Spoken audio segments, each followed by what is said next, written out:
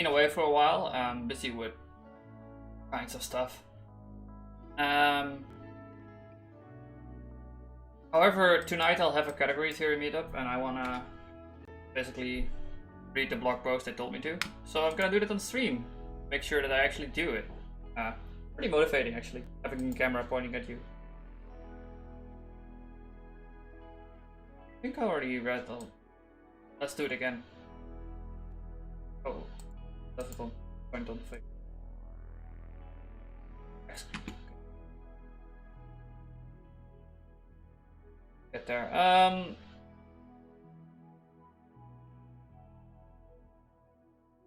Oh, I should also make an advertisement.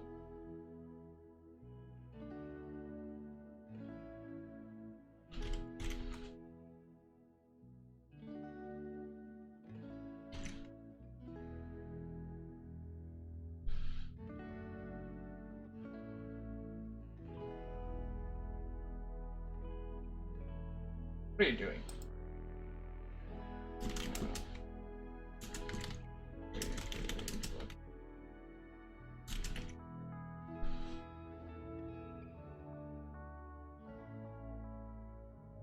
Okay, cool. Yeah, so I've been busy. All kinds of... So basically, finding a way to get a stable income. So I can keep on doing all this stuff. Working on the startup and...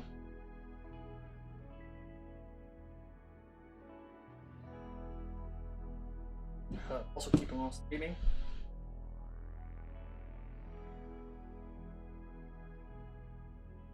Yeah, for now I'll just prepare by reading.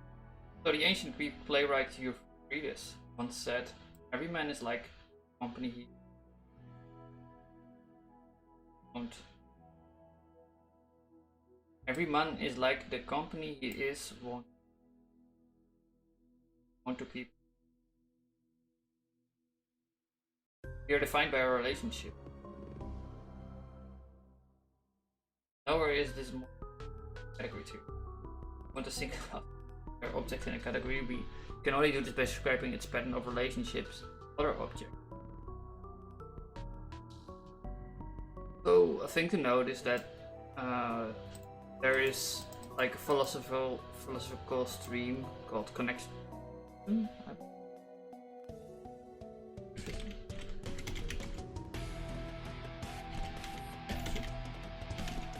I need to. Yeah.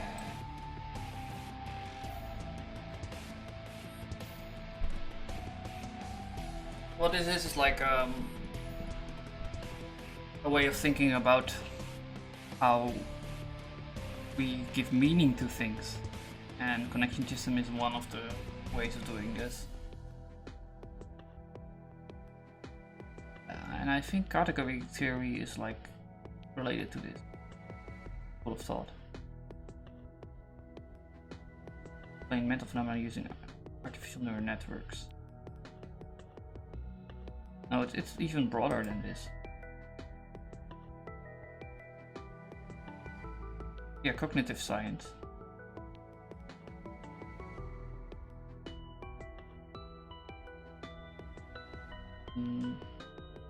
Neuroscience, exactly. But it's not. But it was also like a philosophy kind of thing. And not referencing. Anyway, what I thought is like category theory may be actually the mathematical implementation of this way of thinking. But not if you're only focusing it on neural networks. That would be...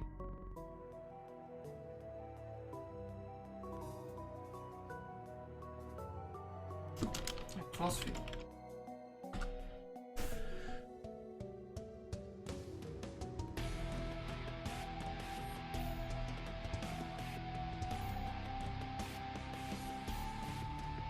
Connectivism. So,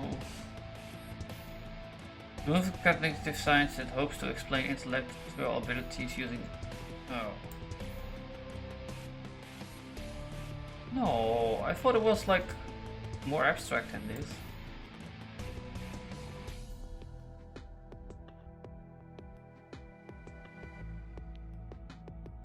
promises to provide an alternative classical theory of mind. The widely held view that mind is something akin to a digital, a symbolic language. Right. Exactly how and to what and the connection the paradigm and it's to classical. Okay, let's just read the category theory. Okay, let's not focus on AI. But I thought it wasn't. Oh well.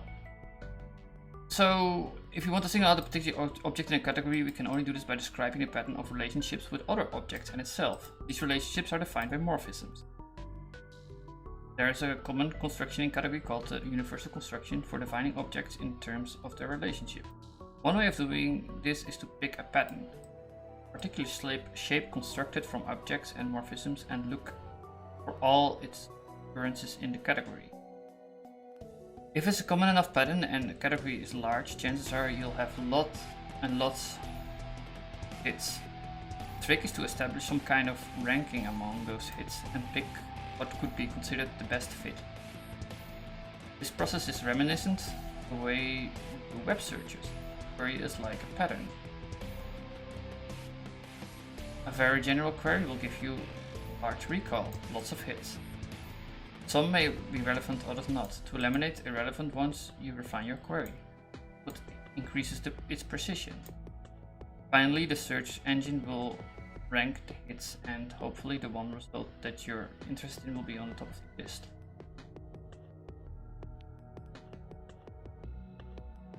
Coming back to AI, one can say that the neural network is also a pattern matching mechanism, but just very large patterns it can handle.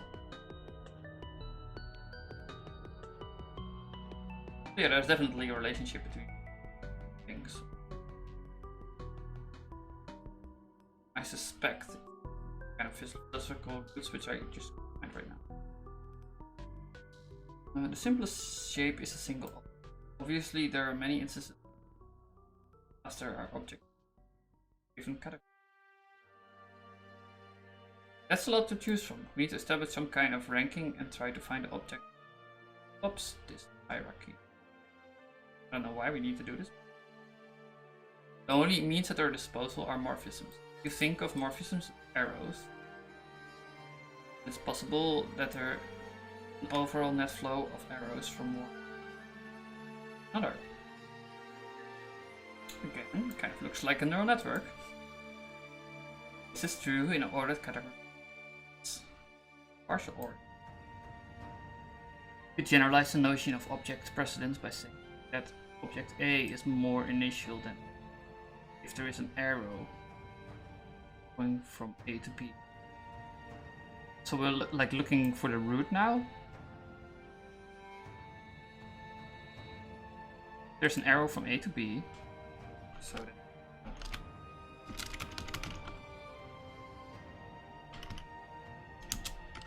it could be, and say this one is more initial than this one.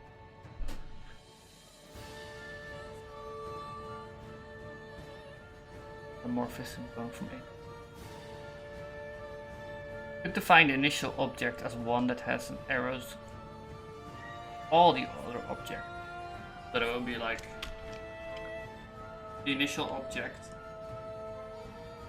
A goes to everything.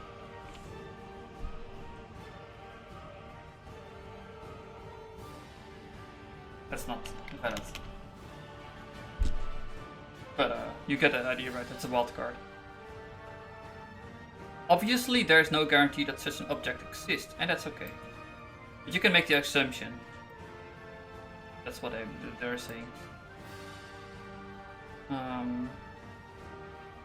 A bigger problem is that there may be too many such objects.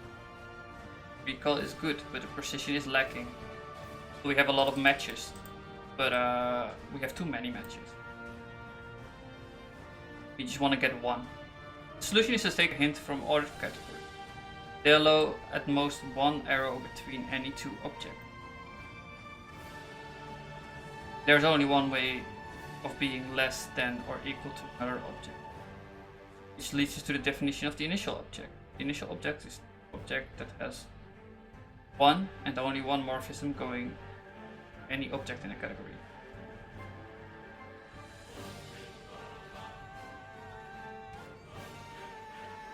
So we can use the initial object for construction maybe, because you can make it into any other object. Biggie, the initial one.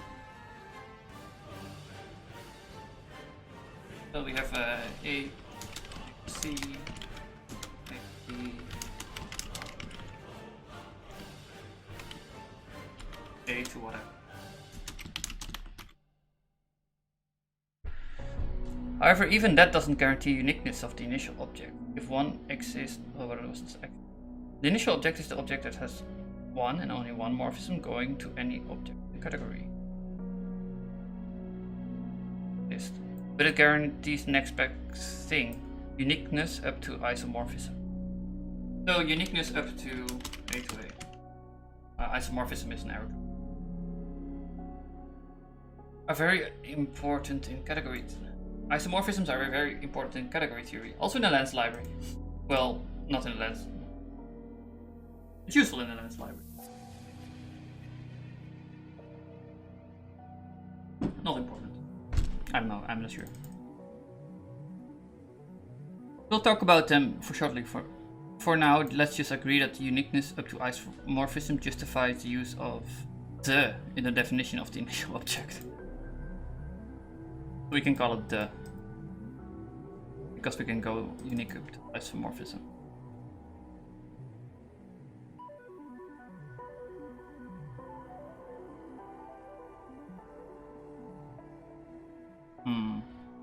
And isomorphism is also a loop. It can keep on going to itself. Here are some examples. The initial object is in a partially ordered set, called a pose set. So partially ordered set is like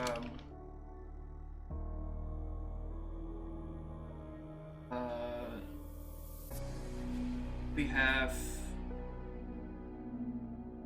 things that are you're allowed to have equality in it. Like you can have things that are the same. There are like a multiple of them. For example, A and B have the same. Have C. These have like the same ordering.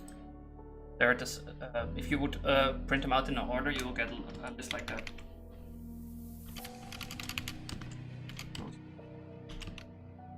Like basically tells that it's partially ordered. Some of the elements may be ordered. Some pose sets don't have an initial object, like the set of all integers, and that's like there's no initial object because you can go negative forever. Positive and negative with less than or equal relation for morphism.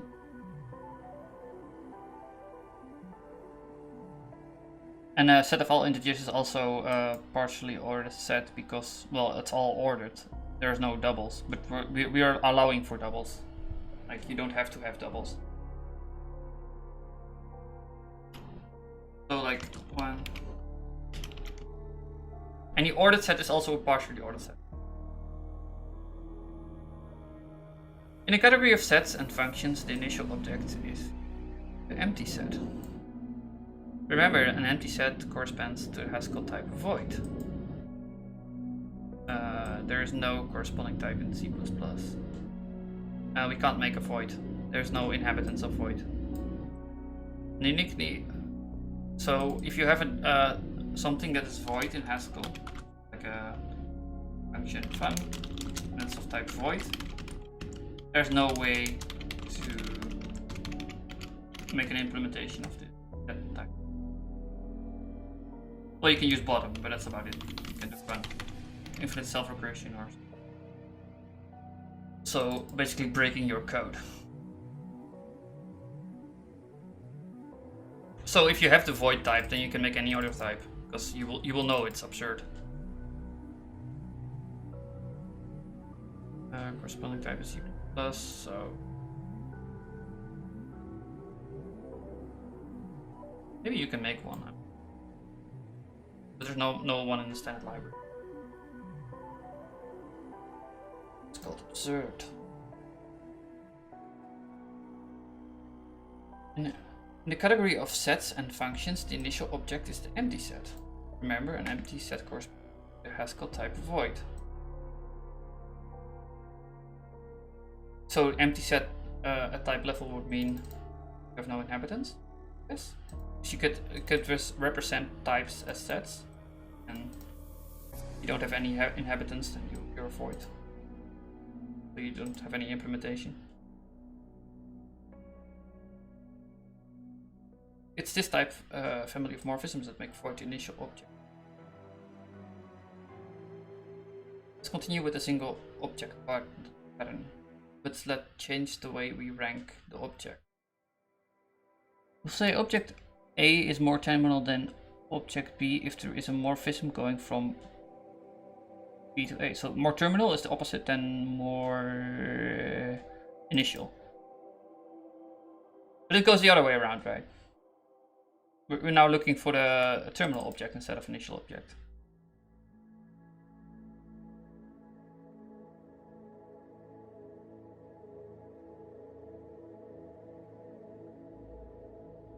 Actually, it would be interesting if you define an initial object in a language that's not like this. Maybe you can put like restrictions on creation of stuff. You need to have at least this thing to make other things. Let's continue with it. We'll say that the object A is more terminal than object B if there is a morphism going from B to A. We'll be looking. Go B to A.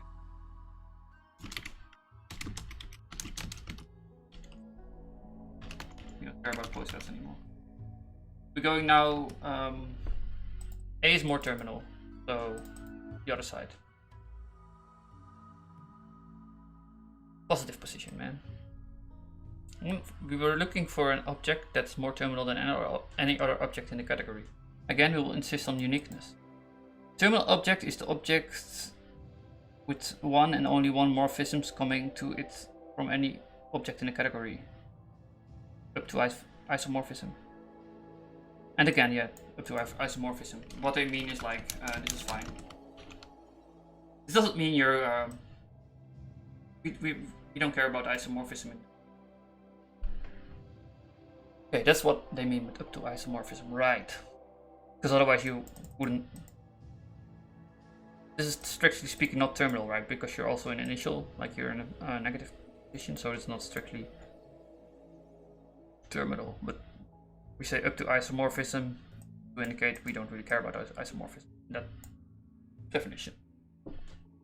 So I will show you shortly, but first let's look at some examples. In a pose set, partially ordered set, the terminal object, if it exists, is the biggest object.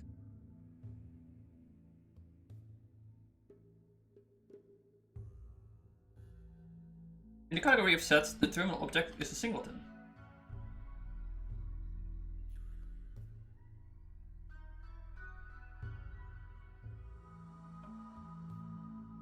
Okay.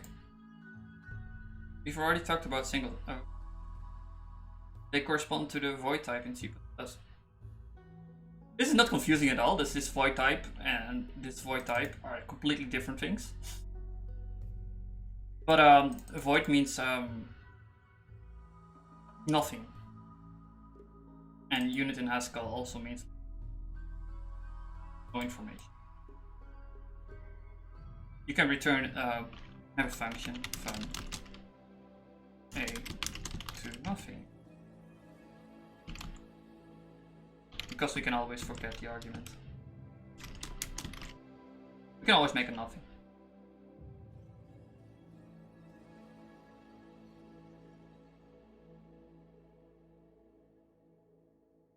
And you can do the same thing in C++ always, right? You can always like void main. Well, not main, but func. Expect some type. What are the two temp? Let's say star, and then you can just like kind of return. same. Templates like this or something? I don't know. Yeah, that's Java syntax. I don't know. I don't know how to do it.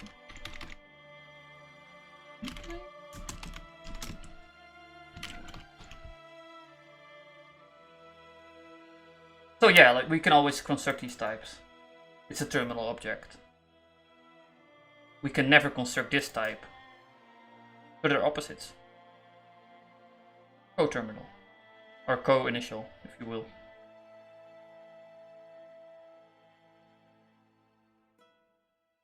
It's a type that has only one value, implicit in C++ and explicit in Haskell. Yeah, like in C++ you can just return. Right, I just showed that. In Haskell you have to like say. We've also established that there is one and only one pure function from any type to the unit type. This.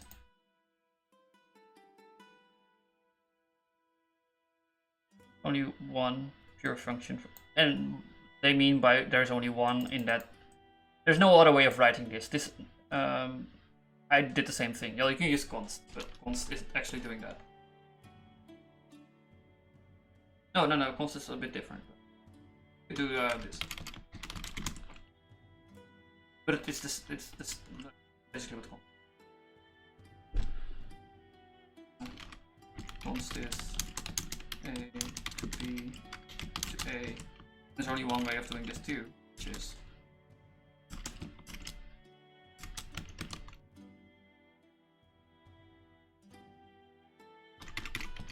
and if you apply this, then you're the A.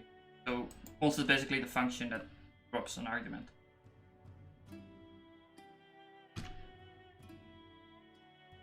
So all the conditions for the terminal object are satisfied. But just use syntax, man. This dash, by the way, means ignore it. You can also bind a name to it, but saying dash is an indication, or a low dash is an indication to other developers that you're not using it.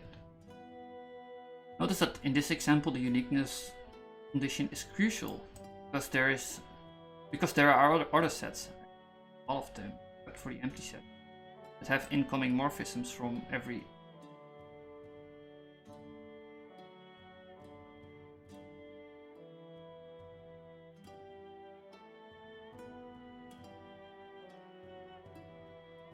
Right. So except for void, you can always do this. And you can't do this with void because you can't construct void in the first place. For instance, and I mean like the Haskell void, not the C++ void. Capital.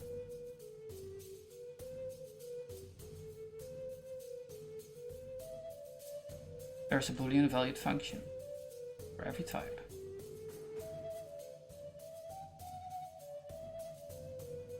But bool is not a terminal object. There's at least one more bool valued function from every type.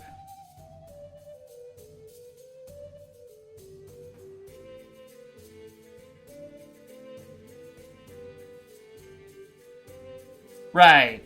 So like there's two ways of writing this for bool, because bool has two possible values. This has only one value. Insisting on uniqueness gives us the right precision to narrow down the definition of a terminal object to just one type.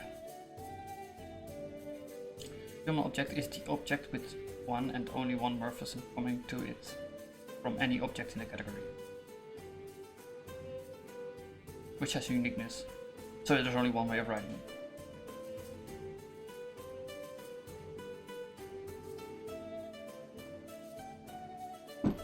Can't help but notice the symmetry between the way we define the initial object and the terminal object.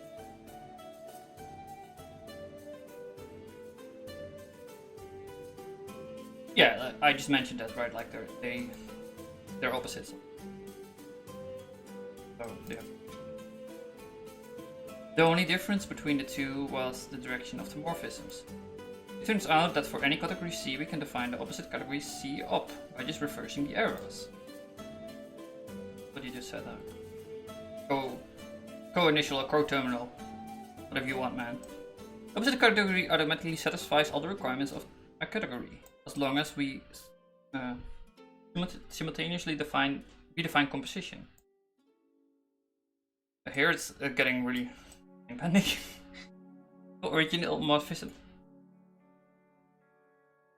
If original morphism FA to B and B composed A to C HGF.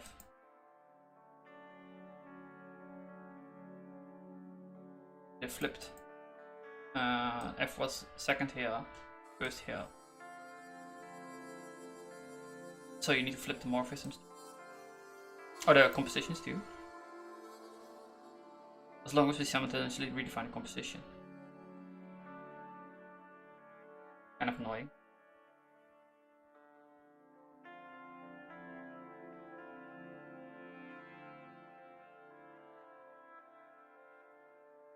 Makes sense though. F A to B. F up is B to A. G B to C. B to B. So they no longer fit in the flipped way. If you would try to attach the C to the A, it won't. Now this produces the B. Function is also flipped, isn't it? Yeah, everything is flipped. I see.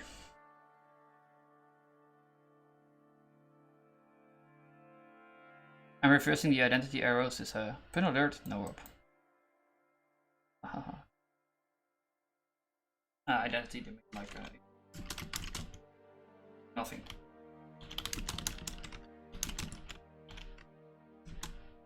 So there's no the only implementation of A to A.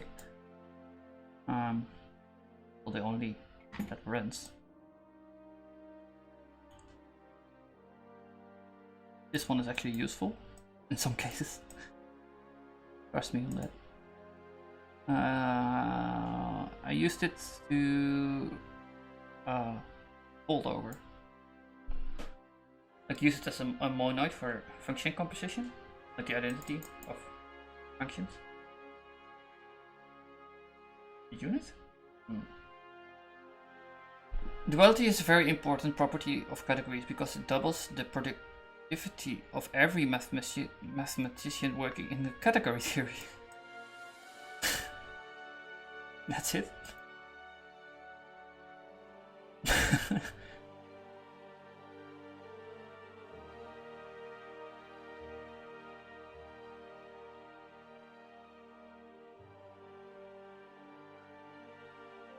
For every construction you come up with, there is an opposite.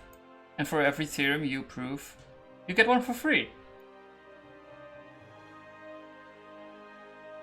The constructions in the opposite category are often prefixed with a co.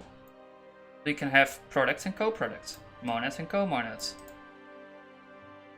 cones and co-cones. He's just doing it for it. What is a cone?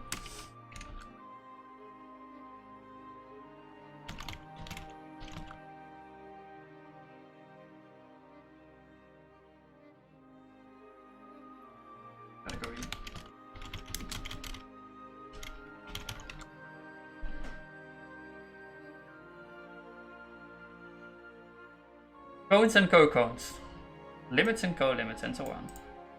There are no co-monads though, because reversing the arrow twice gets us back to the original state. So again, uniqueness. We try to keep things simple, okay? Try to. Well, actually, like, mathematician is the study of simplicity, right? There's very little going on here. Just fancy names because they need to sell it. It follows then that the terminal object is the initial object in the opposite category. Let's co-initial. Or he doesn't give a name for it. Fortunately. What's a cone? Cone of a functor is an abstract notation used to define the limit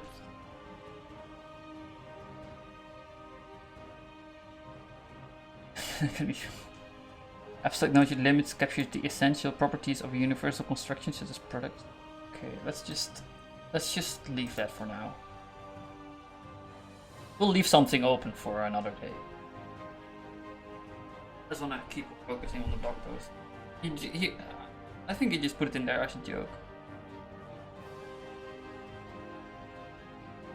As programmers, we are well aware that defining equality is a non-trivial task. What does it mean for two objects to be equal? Deriving egg?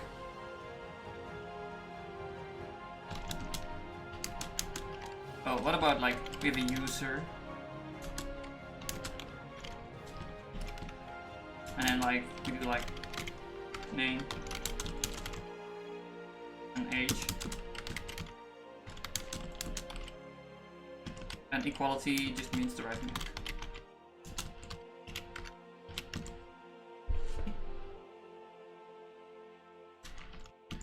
But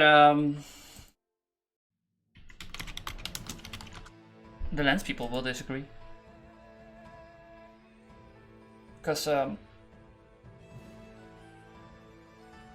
what if we make another data? We call this man. A man has also a name and an age, and also derives egg. How come these two are not equal?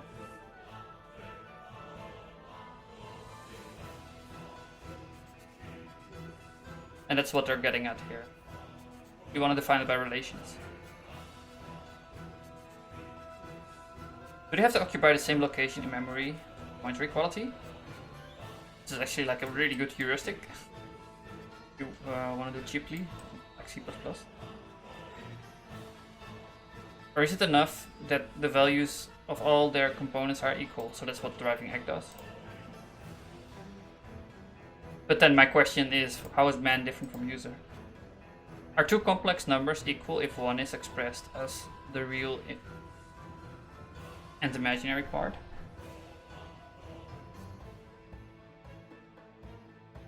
And the other as a modulus and an angle? Yes, you can do that, I suppose. He knows about things. I didn't know you could do that.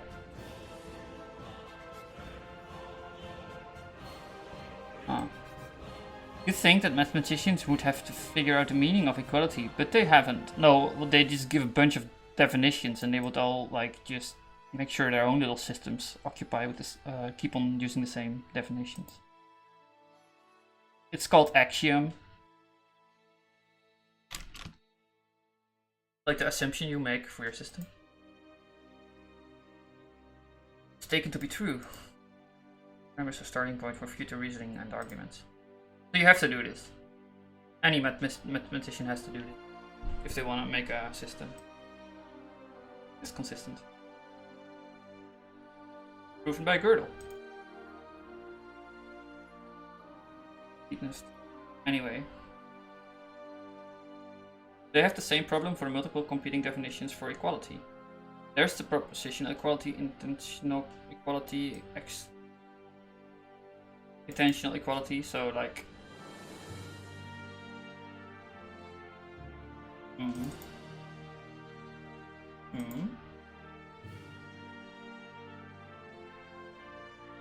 Extensional... all of these. Nobody wants... We need to convert Boolean inequality to propositional equality, which is the no... What?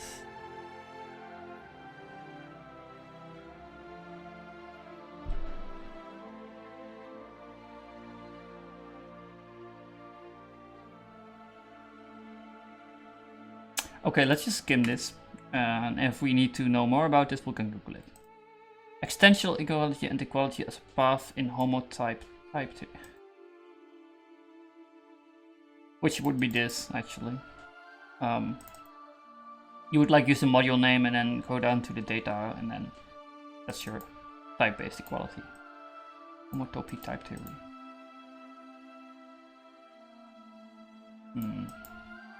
And there are weaker notions of isomorphisms and even weaker of equivalence. Yeah, we have like a really weak notion here in that you need to... In Haskell we just say like if you give us the type class you can define equality based around that, but if you want to make like equality between types, you're on your own. The intuition is that isomorphic objects look the same, they have the same shape. It means that every part of one object corresponds to some part of another object in a one-to-one mapping. As far as our instruments can tell, the two objects are perfectly copy of each other.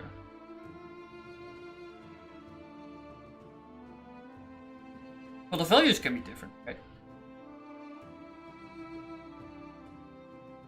Right, we don't know about values in category theory.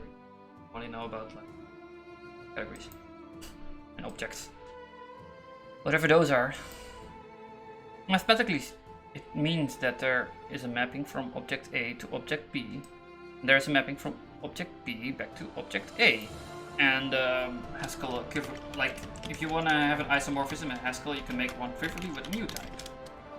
New type username is username text. And this is so this username is now isomorphic to text. In that we can construct a username just by using this function username, data constructor. And we can get the text back by just destructuring username. So it will be an isomorphism. But we could also make an isomorphism maybe between user and man, because we have the same fields.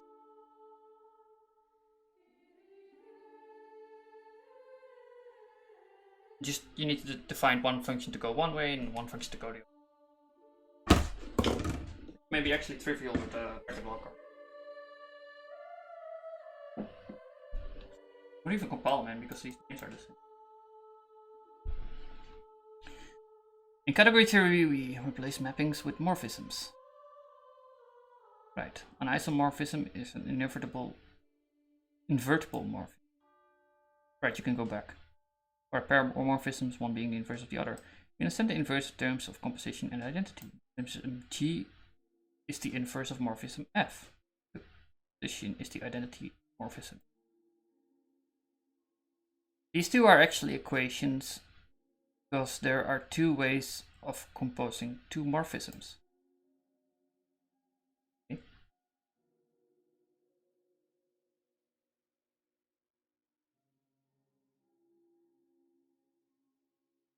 Morphism G is the inverse of morphism F if their composition is the identity morphism. So do nothing. It. So you did something and then you undid it. In case of username,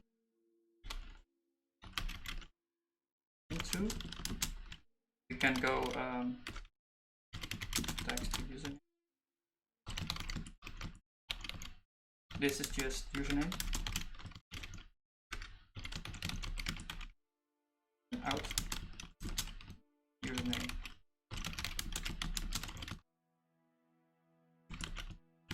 Here we just destructure on.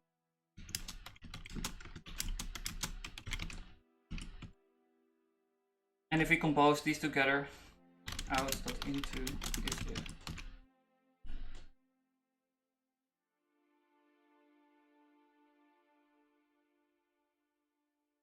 So we get in a username, we get out a text, and we compose into on top of it. We get a text and get out a username, which is A to A. Username to username. And you can also do the other way around, right? You get text with text. But in both cases they do nothing. When I said the initial terminal object was unique to morphism, I meant that any two initial terminal objects are isomorphous.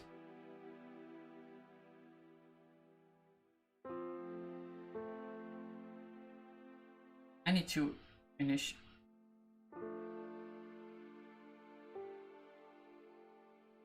objects are isomorphic. That's actually key.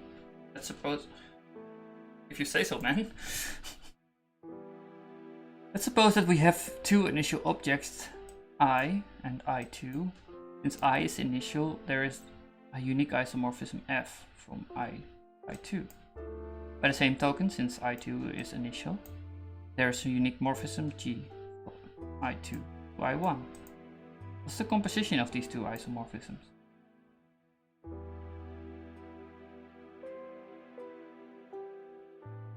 What? I can't follow this.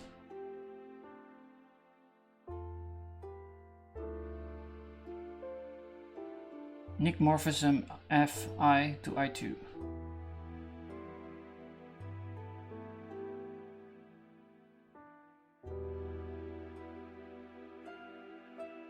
Initial. What does he mean by initial?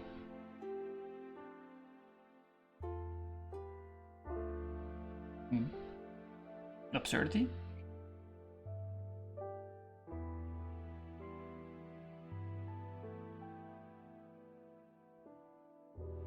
Initial, we can't make that one, right? Or something.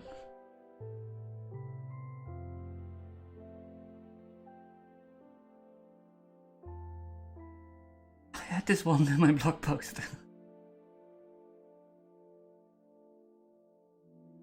When I say the initial terminal object was unique up to isomorphism, I meant that any two initial are isomorphic. Right. So if you have two initial terminal terminal, or what he means with parentheses.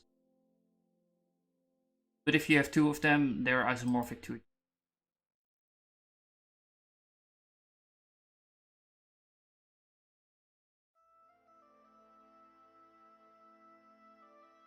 other. Okay. Composition GF must be morphism I to I1 to I1. But I1 is initial, so there can only be one morphism going I1 to I1. Since we are in a category, we know that the identity morphism there is an identity morphism I1 to I1. And since there's room for only one, that must be it. Therefore G composed to F is equal to identity. Similar, F to G must also be equal to. I think he's just explaining this. Therefore, any two initial objects are isomorphism. Maybe he's just explaining there's only, or like that the initial object is always isomorphic or something. I don't know. The initial object is the thing we can't make. Notice that in this proof we use the uniqueness of the morphism from the initial object to itself.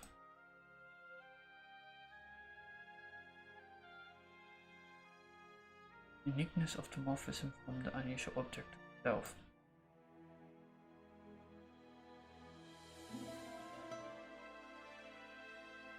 Isomorphism part.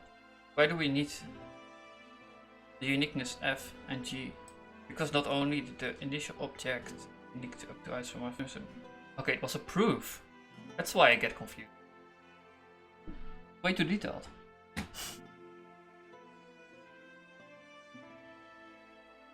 But why do we need the uniqueness F and G? Because not only is the initial object unique up to isomorphism, it's unique up to unique isomorphism.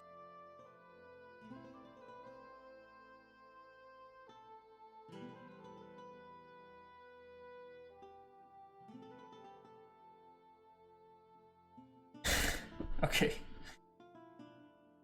In principle, there could be more than one isomorphism between objects. That's not the case here. This uniqueness up to isomorphism is the important property of all universal. The next use of a universal construction is that product. Okay, now we start to actually get into data. We know what the Cartesian product is of two sets is. Set of pairs. But what if the pattern... What's the pattern that connects the product set? you can figure that out, we'll be able to generate other categories. All we can say there are two functions: selection from the product to constituent. In Haskell, these two functions, first and second, take respectively the first and second component of a pair.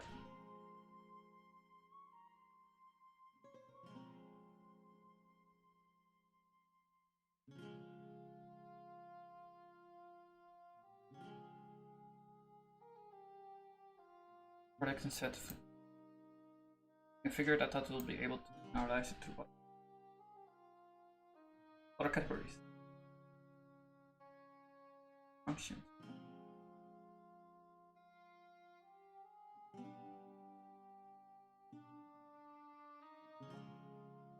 Here the functions are defined by the pattern matching.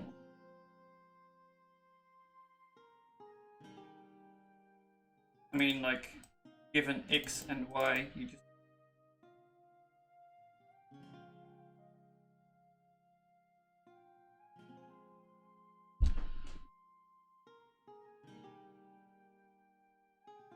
and you can do the same thing in C++, but they use a lot of more syntax for some reason.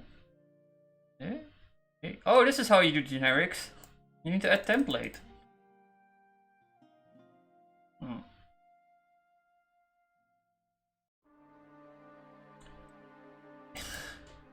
Template, which is a class A and class B. You return the A, you get a pair of A and B, and then you use the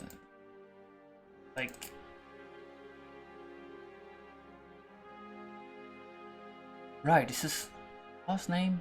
You have a function on it. No, it's an attribute.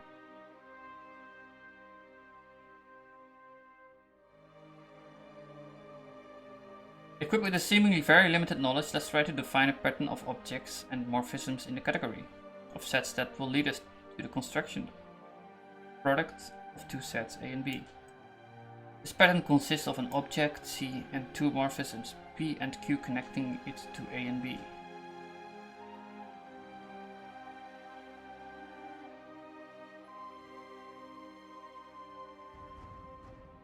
Right, first, second, right? Not sure why he's renaming these things.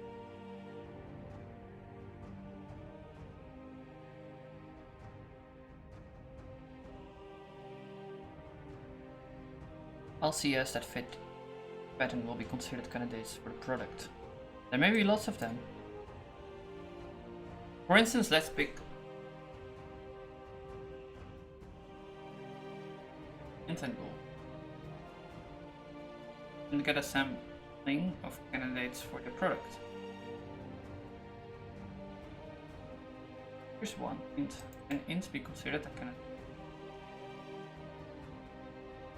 And here are the predictions.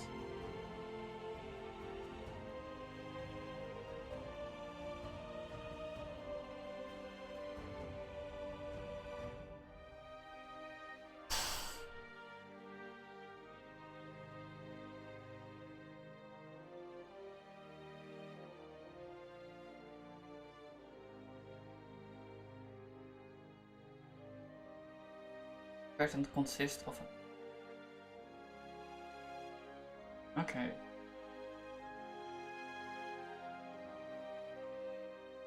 So if you can define these functions, then you product.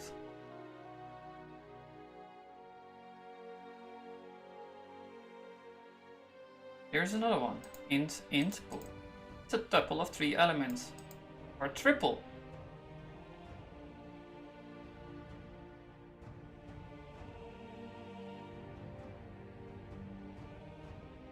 Here are 2 morphisms that make it a legitimate candidate. I was thinking, are you gonna name all of these? Are you going to quintuple and sextuple or whatever?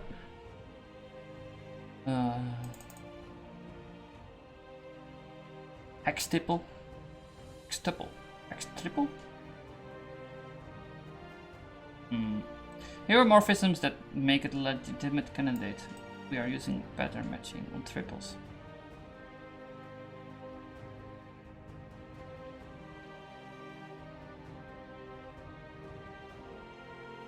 You may have noticed that while our first candidate was too small, we only covered int, dimension of the product, second one's too big.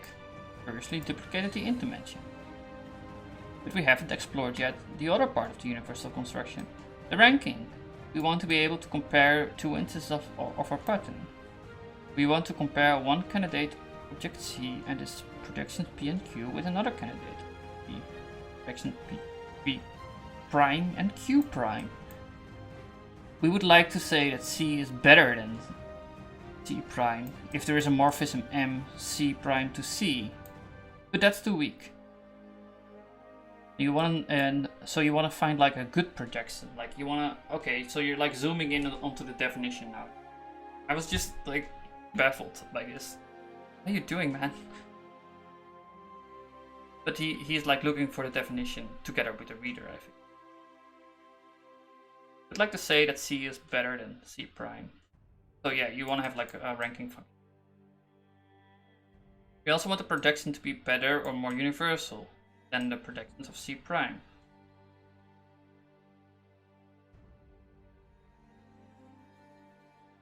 Morphism M from C prime to C. C is better than C prime. Morphism M, C prime to C. Too weak.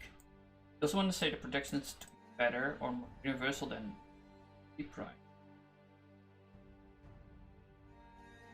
So he actually displayed the problems with these two projections already, right? Like this is too not precise enough because we're ignoring bool dimension.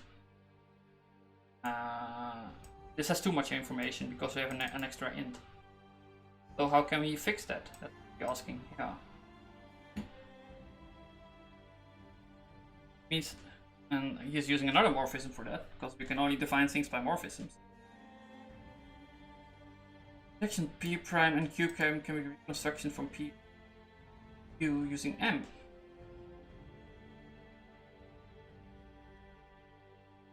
M factorizes P prime and Q. Just pretend that these equations are in natural numbers and the dot is the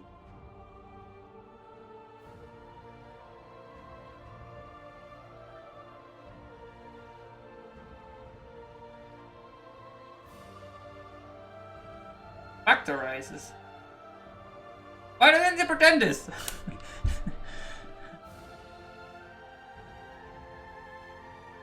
What does factorizes mean?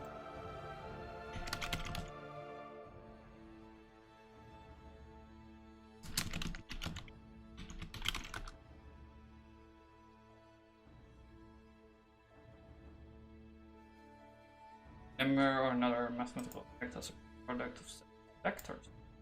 Right, the M is the combining thing.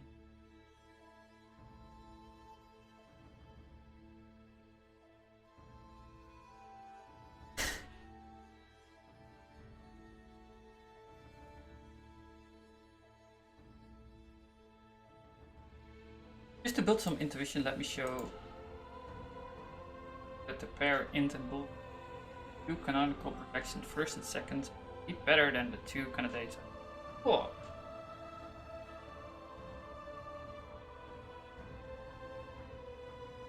Yeah, I thought we went in that with that assumption.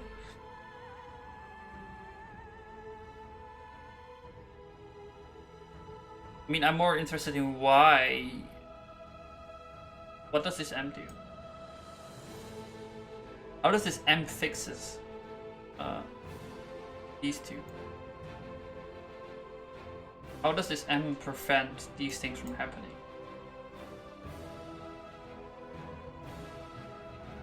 But no, now he's gonna convince us.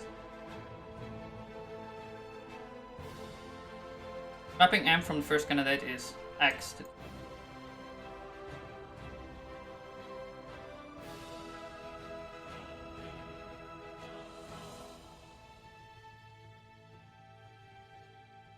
oh, we're showing now that we can do both with this magical M.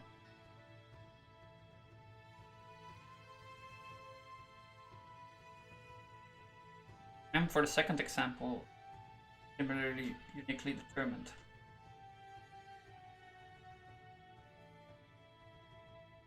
Right. This is the M that unifies both possibilities. Therefore, it's better.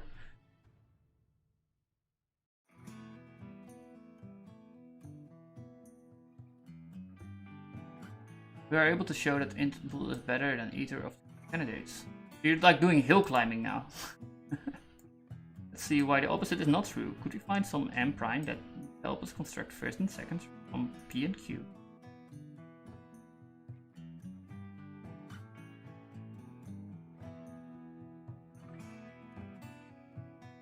In our first example, Q always returned true, and we know that there are second component is false. You can't reconstruct second from.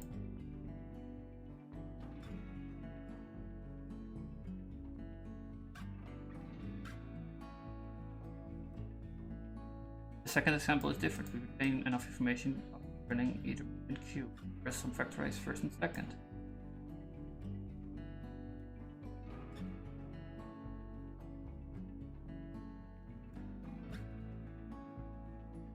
Putting it all together, we give C to computer unique protection M from C to the quotation and factorize M back a combination of P into a pair. Okay.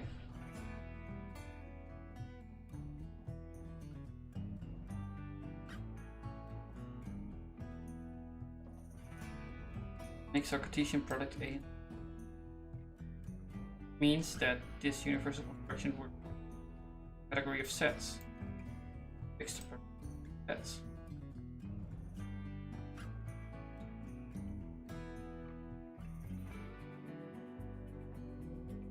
Oh, let's forget about sets. How long is this? Oh my god.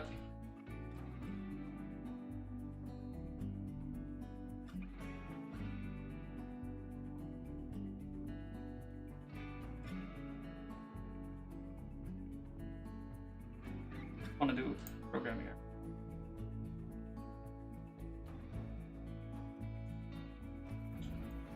Okay, let's finish this part. And I'm gonna do some Haskell. Now let's forget about sets and define a product of the two objects in any category using the same universal construction.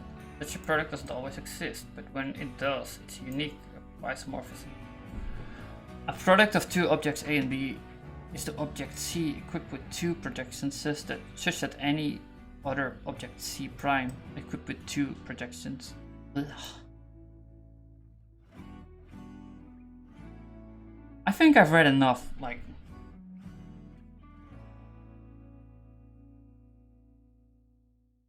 We're not that efficient at the meetup anyway.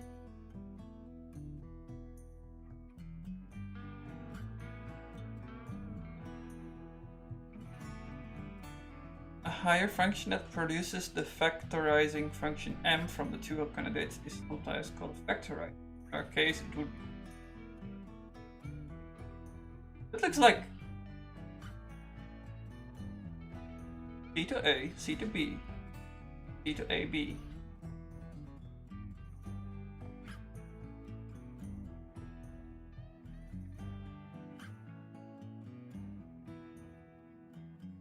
Seems eerily familiar.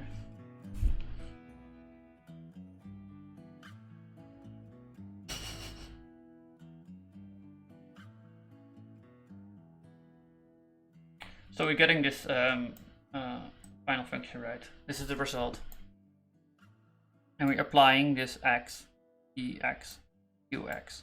We end up with this tuple once this is applied. I don't really know what we're saying here.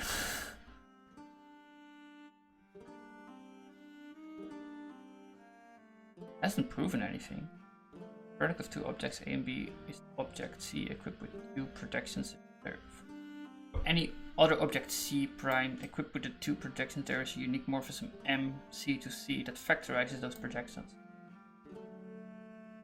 Okay, this is the definition we looked for.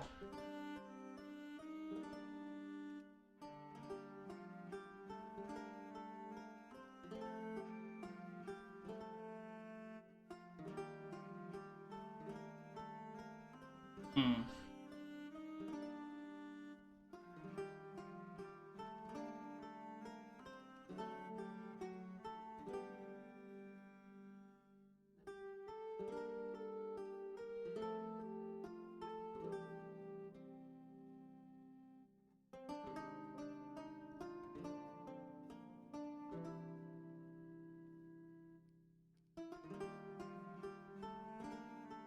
Okay, like, I think I get it.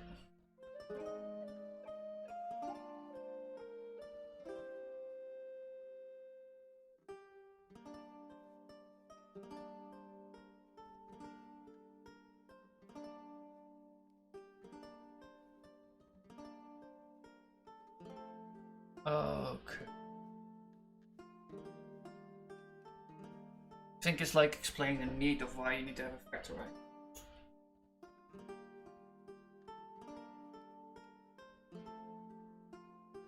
It's confusing. But, like, I get why.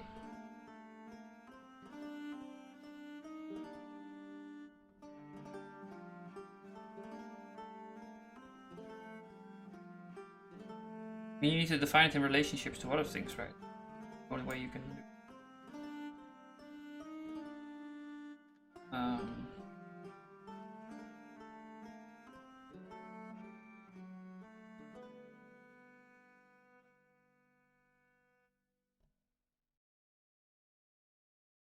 Factorization. 2 candidates.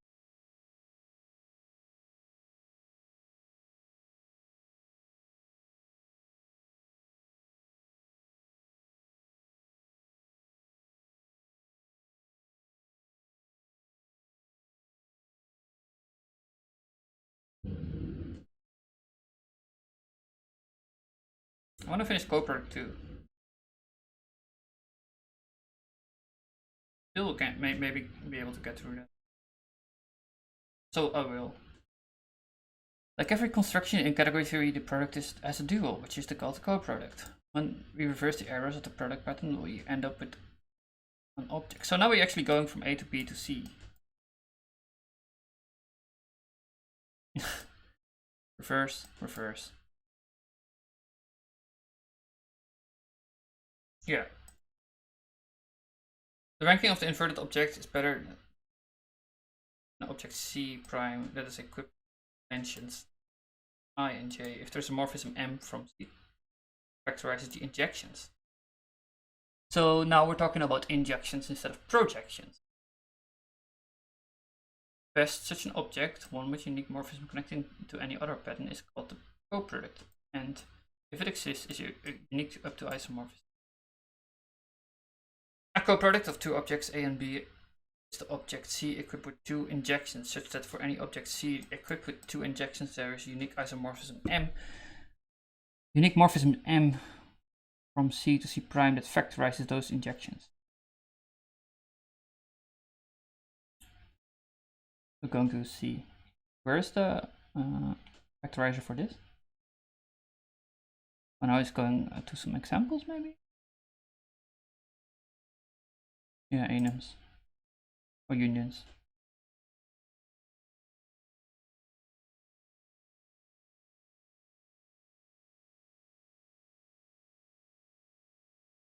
So these are sum types, right? Coproducts. You already get them for free in Haskell, so you find them. But they need to define them if they want to use it in theory. That's why we make a big deal about it.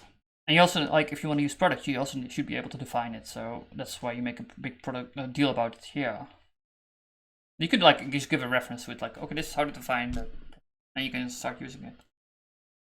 But you need to define it in terms of relationships, which is what this does. Like, you get the first like the first morphism, second morphism, and then you can go from any C to a product of C with projections.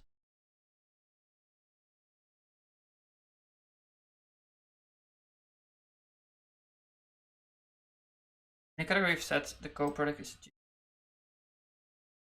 an element of the discharge union A and B, either an element of A or an element of B, not both.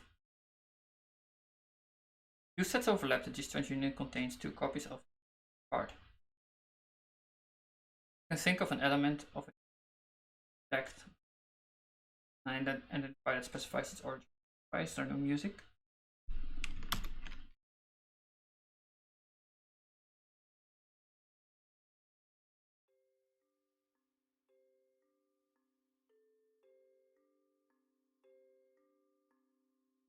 For a programmer, it's easier to understand a coproduct in terms of types. Text unit of types. So you like C++ is weird because it has two ways of doing. Oh.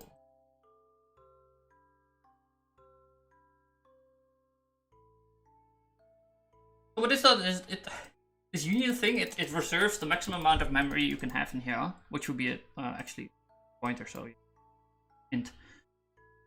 And then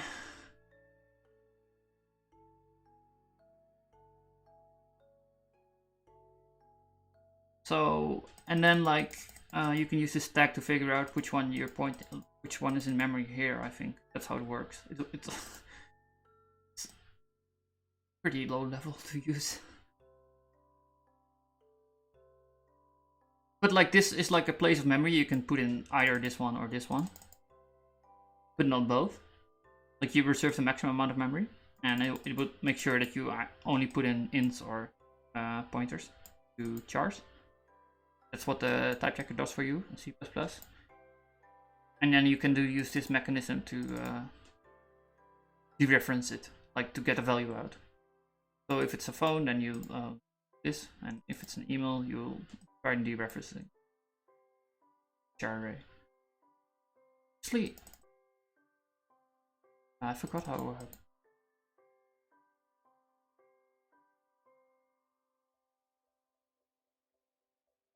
These are multiple. They have also some size. Like every pointer points to one character, and they're like a little table. Like at memory 1, you have like C. 2, you have C. You have plus on for a bit. Maybe 20. And then it's not. I know. I remember now. It's 0 turn. That's how you know it's the end of the string.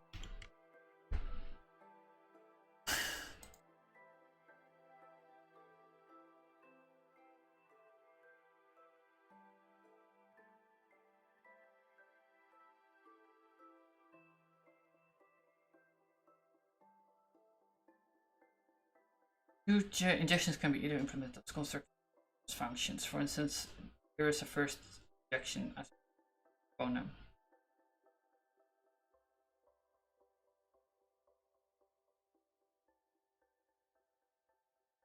The tag union is also variant. There is a very general variant.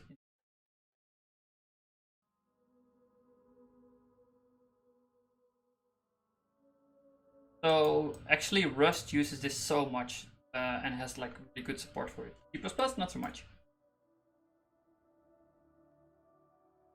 Haskell of course too. Actually I believe most languages are getting into some types. Which Haskell you can combine data type. So what's unfortunate about this is that kind of like removes a bit of the thunder category theory, because you already get these things for free, at least in Haskell and Rust and whatever. So yeah, why would you learn theory about it, right? But I think it's like important to know if you want to use it, or like if you want to keep on learning category theory.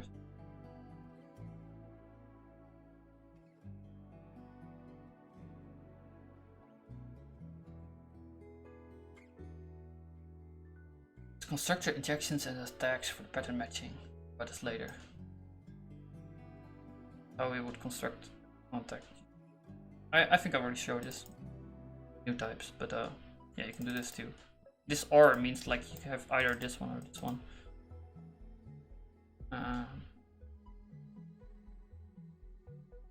Unlike the canonical implementation of a product that's built into Haskell as primitive pair, the canonical implementation of a coproduct is a data type called either, which is defined in a standard prelude as, well, this is also built in, right? Like this mechanism.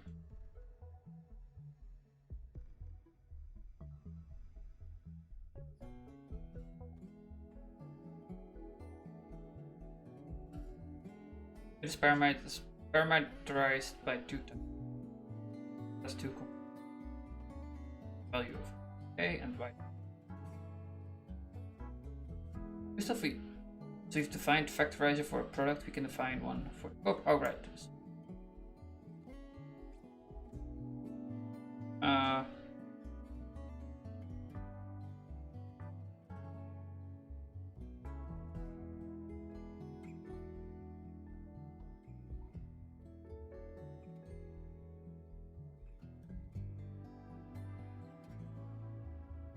Oh, I recognize this definitely.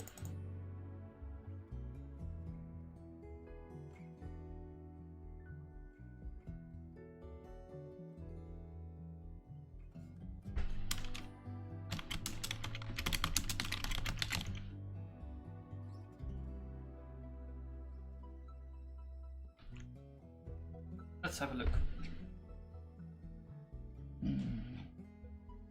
Not here though. No, that would be too easy.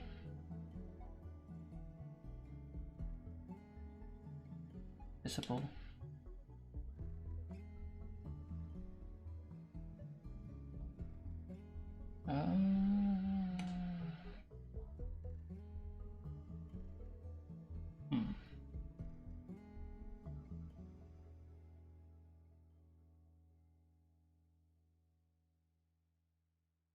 The other way.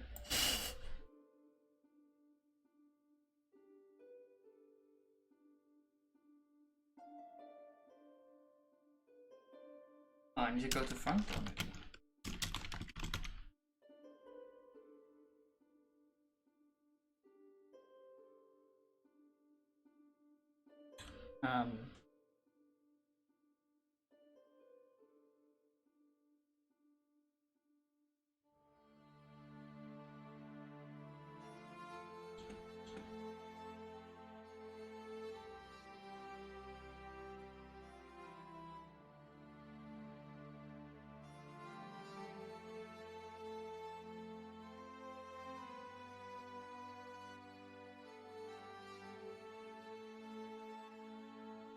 Not here.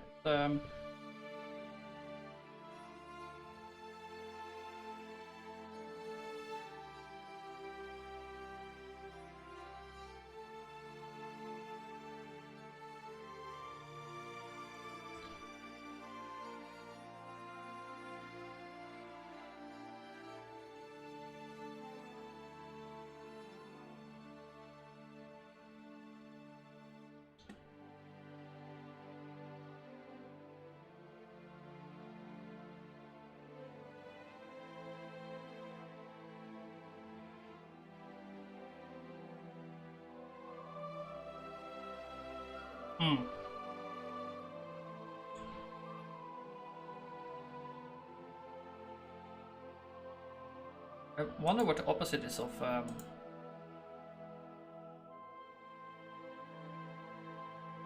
like choose and lose, whatever.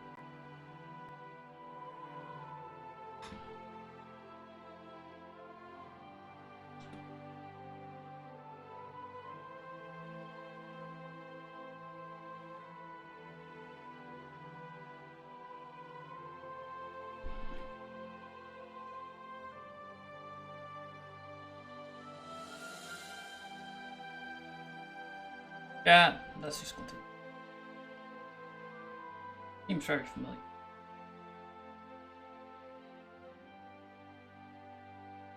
I've definitely seen it in data.family.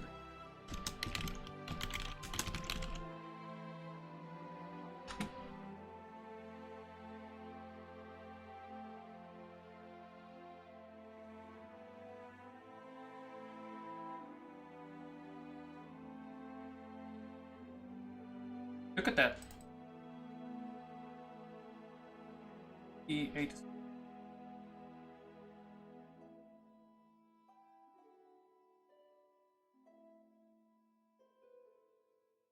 B to C, A to C. It's the same. And validation is an isomorphism between either. It's probably also an either. Yeah, look at that. Either. So it makes me wonder if it's a tuple too or something. It probably is not a tuple module though. Product.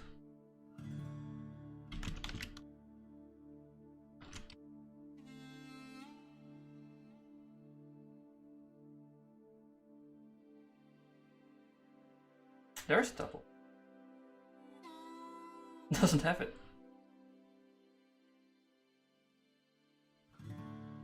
If first we have second, we don't have the factorizer.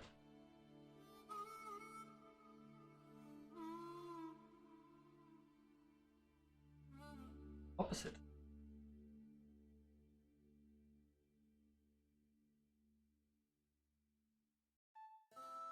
I mean, it's not really that useful either because you can just make it, but.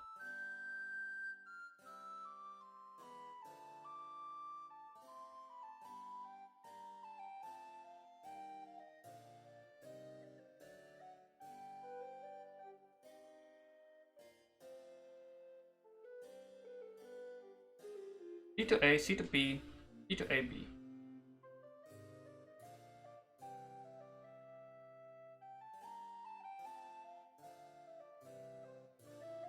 But it doesn't exist.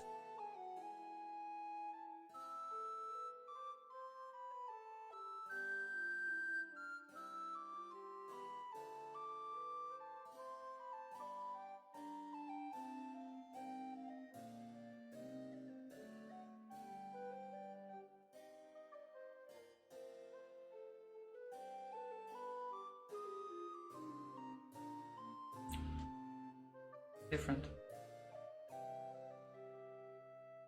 Looks like it's the opposite or something. No.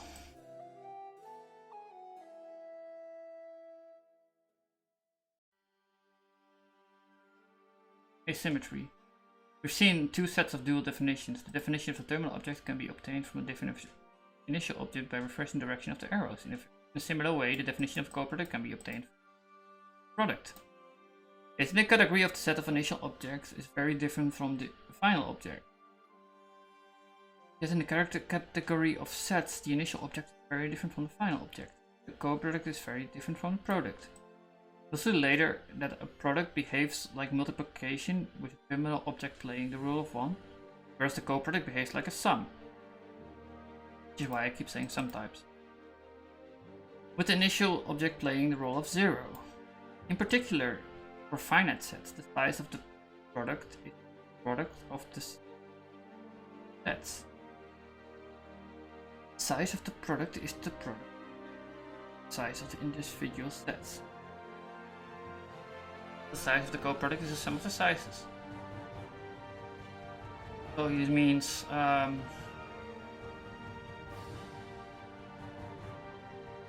some types you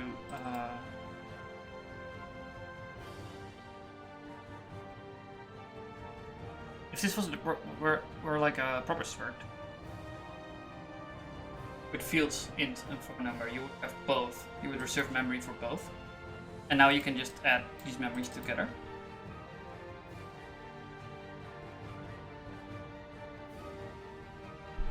Oh, I think you can even do the biggest. I think they do the biggest one in this case. But in Haskell you do that.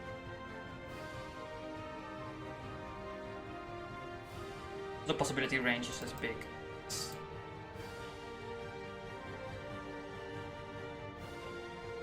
That's what's about, like, the possibilities are as big as, but like it's bad examples because int and string, well, int not, but string is infinite.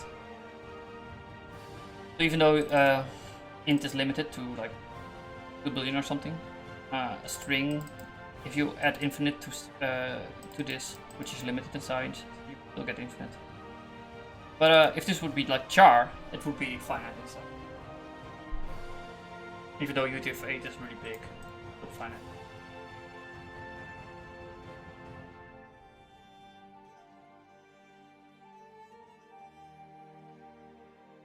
That's what I mean, like you can add possibilities, data you can represent, you can sum them. What is about? It shows the category of sets is not symmetric with respect to inversion of arrows.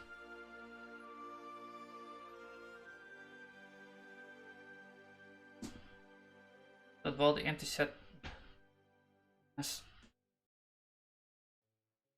a unique morphism set, it has no morphisms coming back. The singleton set has a unique morphisms coming from to it from any set, but it also has outgoing morphisms to every set, except for the. So yeah.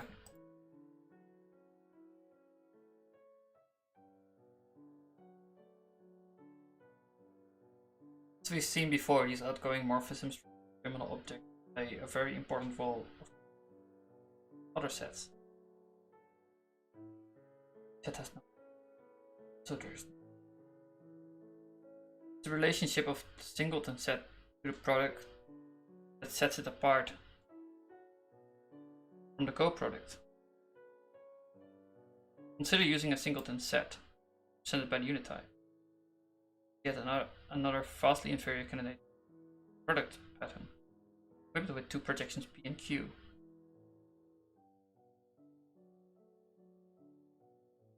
Functions from the singleton to each of the distant sets. Each selects a concrete element from either set. Because the product is universal, there is also a unique morphism M for a candidate singleton to this product. This morphism selects elements from the product set.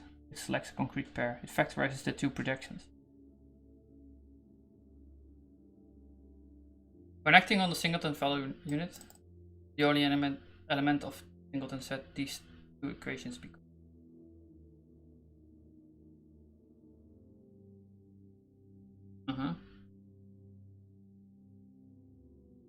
Since M unit is the element of the product M, these equations will tell us that the element picked by the first set P, the first component of the pair picked by M, similarly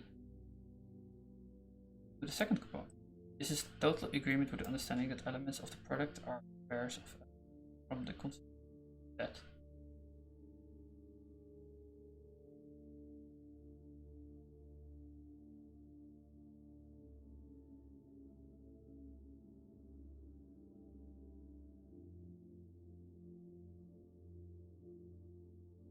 Right, so we can make product of units.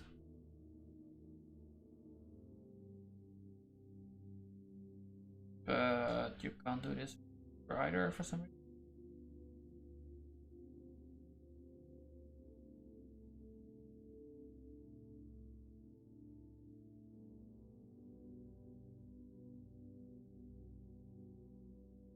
And to extract the elements from it. We have two injections going in rather than two projections coming out of it. They tell us nothing about their sources. In fact, we've seen they ignore the input parameter.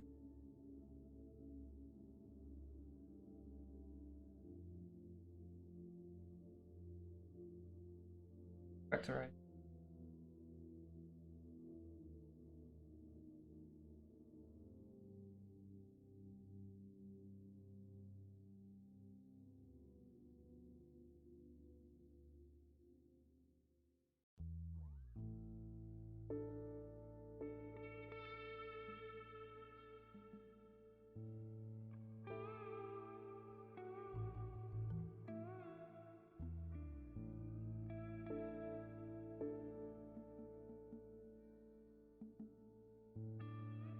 They're both units, so you don't know which. Are you gonna make it make a C out of it if you don't know where it came from? Because they're both unit, right? Unit. I get what you mean.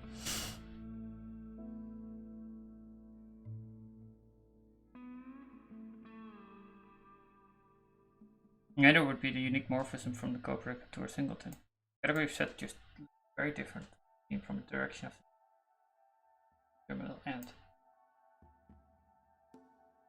not an interesting property of sets, it's a property of functions, which we use as morphisms in sets. Functions are in general asymmetric. Let me explain. Function must be defined for every element of its main set, called the total function. But it doesn't have to cover the whole codomain. We've seen some extreme cases of functions from a singleton set, functions that like just a single element in the codomain, actually functions from an empty set. Really extreme.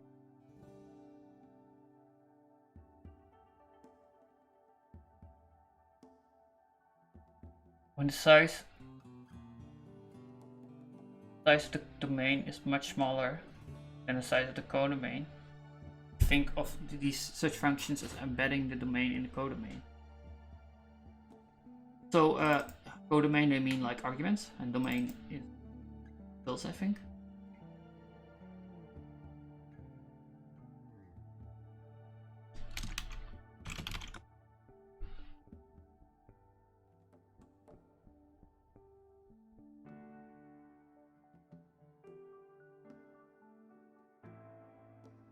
Oh no, the codomain is the result. Okay, so that's a positive. Domain is negative. Okay. Then I need to reread this. Single element in the codomain. The size of the domain is much smaller than the size of the codomain. We can think of such functions as embedding the domain in the codomain. For instance, we can think of a function from a single set codomain. I call them embedding functions. Mathematicians prefer the name opposite functions.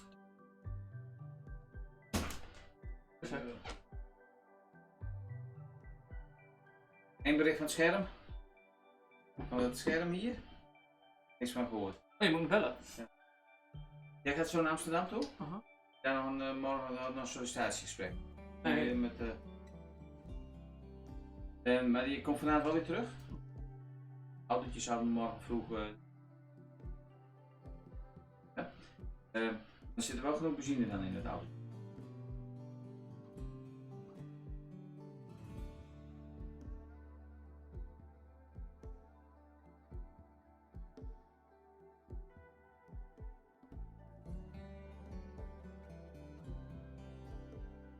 Ja. Ja, dat was het even. Dus van vroeger het autootje bij. Ja.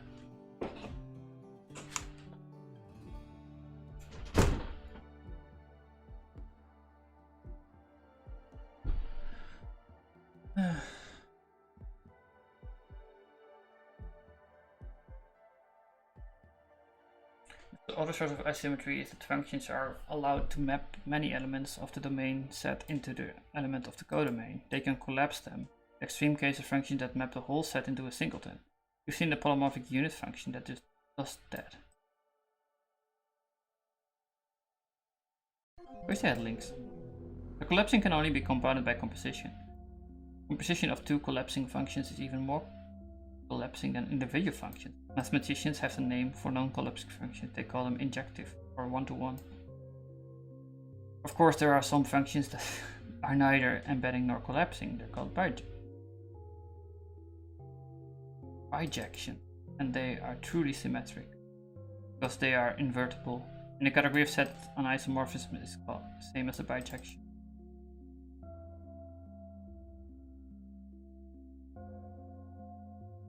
So, I think they're speaking about loss of information and how functions can do that. Yes.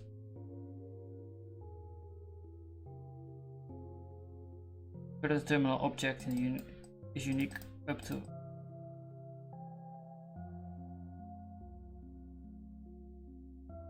No.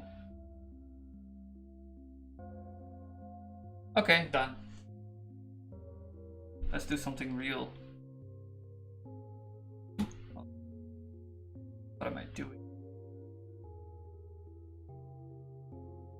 I'm gonna restart the title.